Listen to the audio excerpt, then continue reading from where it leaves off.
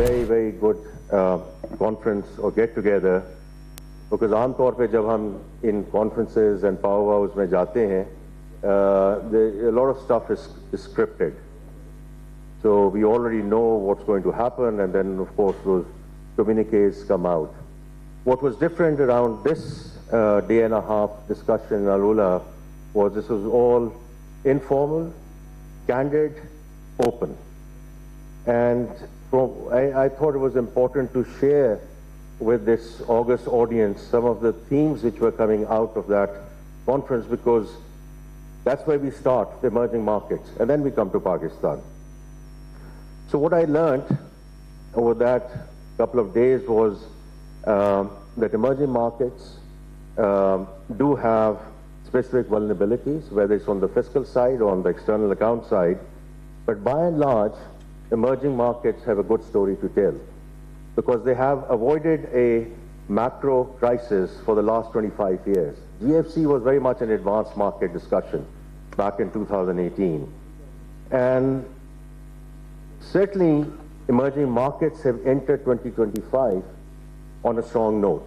And this is on the back of macro stability. Actually, across emerging markets, a very stable banking system, structural and bold reforms, which are underway in a number of emerging markets. Now, this is very important, because in the wake, and I'm sure this is going to come up for discussion over the next couple of days, everything which is happening outside, but what we can call externalities, whether it's geopolitics, demand fragmentation, protectionism, threat of spillovers, and this goes beyond financial spillovers. And almost there was a consensus among the emerging market finance ministers that we need to focus on what is controllable, what is in our hands, and therefore stay the course. And in fact, it's President Jin of AIB, and I quote him saying, "Keep the caravan moving while there are clouds on the horizon." Now, some of the key themes which were coming out of this conference over the last weekend, I'll just go through those. Number one, most of the finance ministers were laser focused on productivity-led growth. Most of the finance ministers talked about private sector leading their countries in their own jurisdictions, whereas government only providing the policy framework and policy continuity. Most of the finance that improving governance, therefore ownership and accountability at the government level is the right thing to do. Deregulation, cutting the red tape, putting the bureaucracy down. In fact, from Argentina, the minister who represented Argentina was not Minister of Finance, was actually Minister of Deregulation.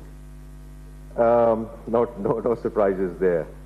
The third one was fiscal prudence, domestic resource mobilization, and prioritization on the expenditure front. So differentiating between good costs and bad costs, which obviously require very tough policy choices, as we are seeing here in Pakistan as well. The second last thing I would mention is, which was very important and was very encouraging, because in this whole scheme of things, you can appreciate there are countries which are well endowed, and there are countries which require help. And the topic of this discussion was shared challenges and shared future. And the fact that this South-South collaboration, where well-endowed countries are willing, ready, and able to step up to help other emerging economies, working with each other in terms of not only increasing investment and trade flows, but also the technical support, because that's where capacity building comes in. And the last thing is that everyone appreciated the fact that global trade may not be a lever of growth anymore because of everything that we are seeing. However, the regional connectivity and the corridors, and whether we can work with each other. अगर मैं पाकिस्तान के context में देखूं, what we need to do more with GCC, what we need to do more with Africa, what we need to do more with Central Asian republics, Turkey, etc. It made a lot of sense that we move in that direction from a South-South collaboration perspective. So I just wanted to mention this to this audience because as far as I'm concerned, and the governor was there as well, that these themes resonated. These are themes which we are working on ourselves as well. And so उसमें ये जानना कि पाकिस्तान का ये ना कोई बहुत idiosyncratic risk है और ना कोई ऐसा challenge है जो बाकी emerging markets में नहीं है. But I thought the firmness and the resolve that I saw from the finance ministers of the emerging markets was actually both heartening, and it's all about learning from others as well. Now let's come to Pakistan. As I mentioned earlier in other discussions as well, that alhamdulillah, in terms of macroeconomic stability, we have made some very significant progress. Uske sare jo indices hain aapke samne hain. These are being reported as well, whether it's stable currency, FX reserves being over 2 months of import cover. Then the bane of our country has been our twin deficits, which is lack of discipline around whether it's on the fiscal side or on the external side. So getting into a primary surplus situation, notwithstanding आप सब लोग लिखते हैं कि ये windfall आ गया, वो windfall आ गया, आप सही कहते हैं, तो उसकी sustainability की हमें ज़रूरत है. इसी तरह जो current account for the first 7 months, notwithstanding the discussion that we've seen in January, is on a surplus on the back of very strong remittance flows, and of course on the diversification of exports as well. I think we've moved in the right direction, but I'll come back to that in a moment. And then of course inflation has been a good story on the back of policy rate, which is very much the domain of the central bank, but it's SCIBOR, which is critical for all of you who are in the industry or in consumer finance, because from the peak of 23% it has come down to 11%, and some of the financing has gone into single digit. So I think it's moved in the right direction. Some of the institutional flows have started coming back in on the debt and equity side.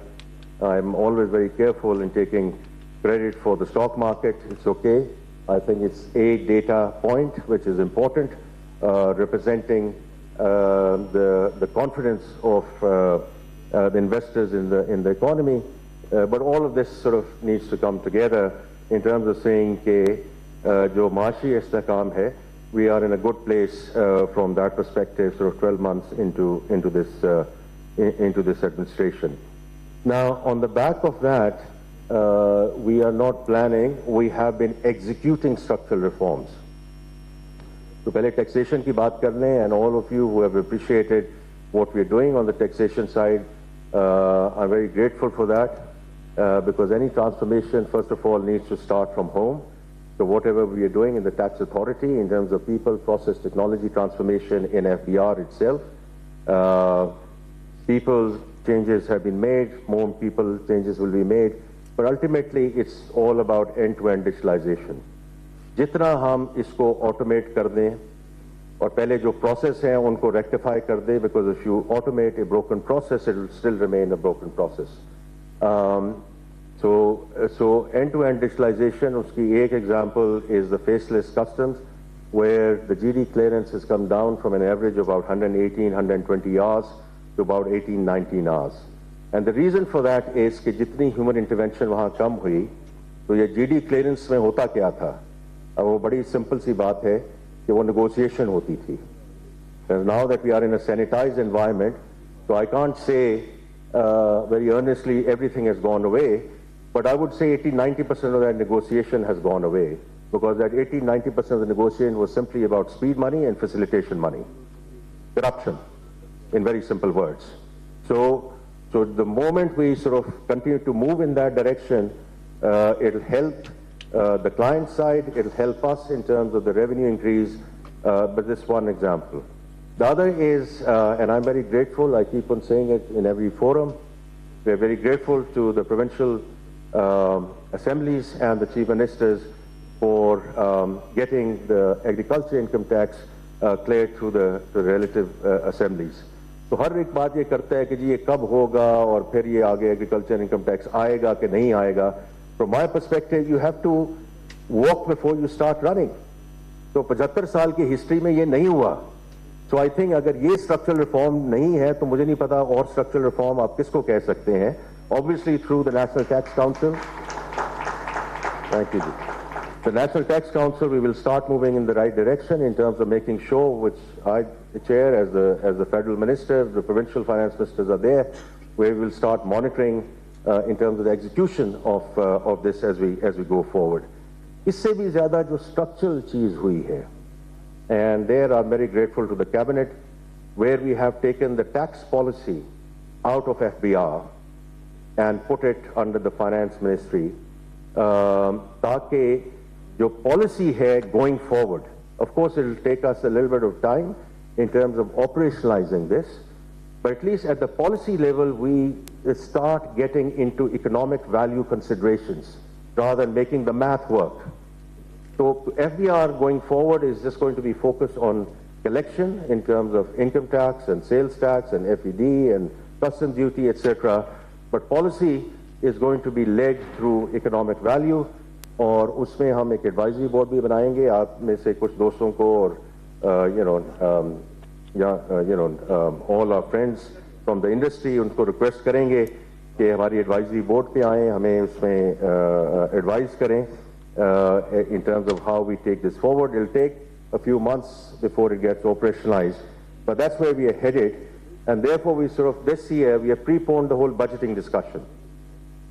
ताकि ये जनवरी में हमने ये budget का process kick off किया, because ये कोई ऐसी बात नहीं है whether it's the banking industry or any other sector which they are going to come and tell us in April, May, which they won't know or they can't convey at this point in time.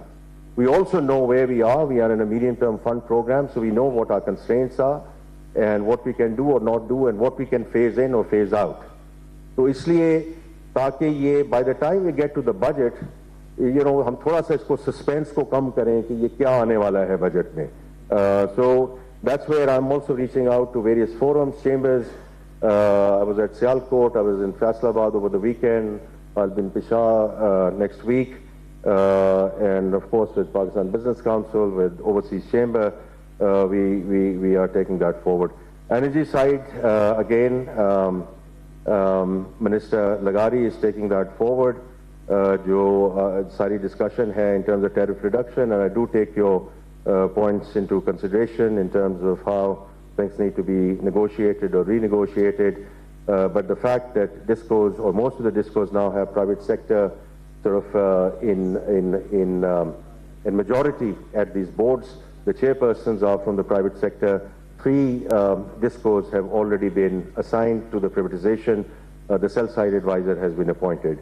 इसी तरह जो SOEs की reform है, privatization, we have had a bit of a hiccup, but inshallah PIA is being relaunched, and as I said, the outsourcing of the airports, the discos, we will continue to move forward in that direction.